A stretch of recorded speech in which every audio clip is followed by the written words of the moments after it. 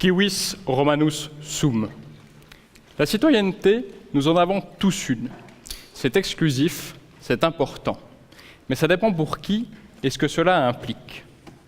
Le réfugié en difficulté rêve sans doute d'être suisse, d'avoir les mêmes droits que nous. Mais le paysan d'Appenzell, est-ce qu'il a envie d'être européen ou américain?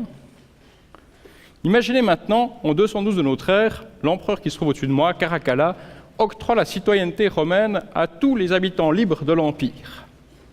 Et pourtant, le seul témoignage contemporain des faits que nous ayons est de Dion Cassius, un sénateur passablement énervé qui nous dit « Cet empereur était le pire de tous, avide et sans limite. S'il a donné la citoyenneté à tout le monde, ce n'était que pour augmenter les rentrées fiscales. » Alors voilà, ce personnage a son avis.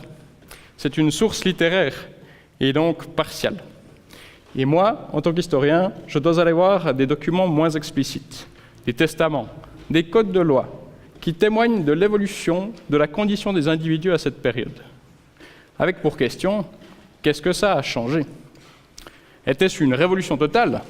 Eh bien, avec le carcan de la société et l'esclavage toujours en place, pas vraiment. Alors a-t-on bradé un statut déjà démodé? Non plus. Il y a encore peu de temps, la citoyenneté était une récompense enviable. Alors quoi? Qu'est-ce que ça a changé? Eh bien, imaginez, vous par exemple, paysans égyptiens, vous pouvez maintenant vous arracher à votre désert en vous engageant dans la légion romaine. Ou alors vous, rhéteurs grecs, vous pouvez vous promettre à une brillante carrière dans l'administration impériale. Mais surtout vous, Helvète, marchand qui a réussi, et dont chacun sait qu'il n'a qu'un rêve, c'est d'épouser la fille d'un citoyen romain. Eh bien, c'est désormais possible. Et c'est nouveau, parce qu'il y a encore peu de temps, si l'âme que vous convoitiez, votre douce moitié, n'était pas de la même condition que vous, ne partageait pas la même citoyenneté que vous, eh bien, pas de mariage possible. Vos enfants ne seraient pas reconnus, ils n'auraient pas votre statut. Et conséquence dramatique, ils ne pourraient pas hériter de vous.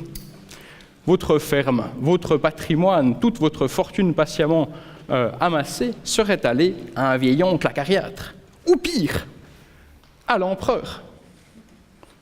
Alors voilà, c'est une chose que j'ai pu montrer dans ma thèse, c'est qu'en 212, on octroie certes la citoyenneté romaine à tout le monde, mais surtout on octroie aussi des droits de la famille qui nous parlent toujours.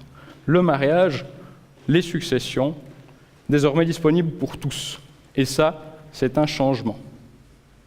Je vous remercie.